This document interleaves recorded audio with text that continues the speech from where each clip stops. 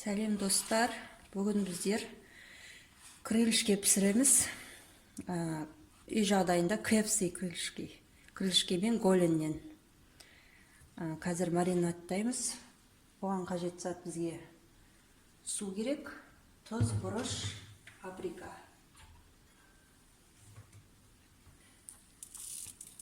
Ас қасықпен тұз саламыз.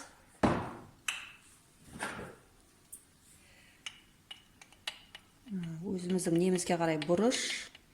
Егер ащы болғанын қаласаңдар, қызыл бұрыш салуға болады. Менің жағдайымда қара бұрыш саламын. Сосын бір қасықтай паприка.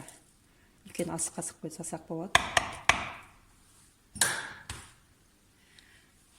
Так, сосын су құямыз, үстіне кәдімгі су.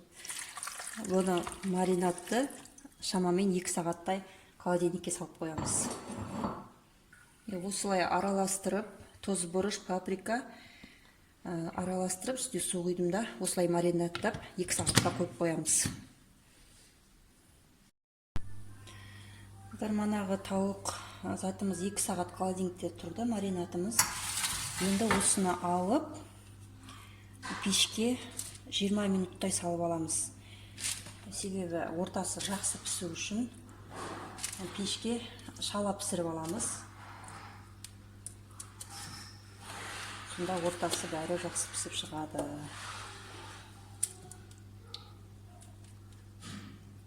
Ар жоғы 20 минутқа қоямыз.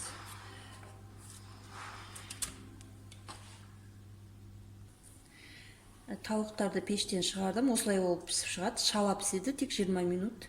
Енді осыны суытамыз да, сосын клярға бұлғайтын боламыз, араластырамыз. Енді бізге кляр жасауымыз керек. Қуырып алу үшін 3 жұмыртқа, ұн және сухари жұмыртқаға аунатып, сосын майға қуырып аламыз, қызып тұрған майға. Тауығымызды осылай әуелі жұмыртқаға,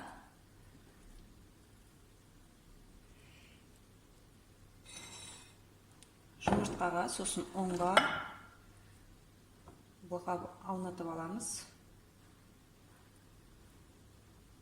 Сосын тағы да жұмыртқаға, сосын барып сухариге аунатамыз.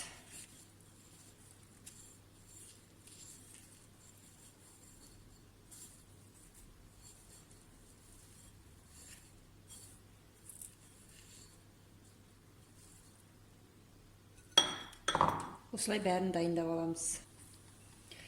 Осылай дайындап алдым. Енді қызып тұрған майда, қатты қызбау керек, орташа қызған майда пісіріп аламын. Осылай майға салып, қуырып алатын боламыз.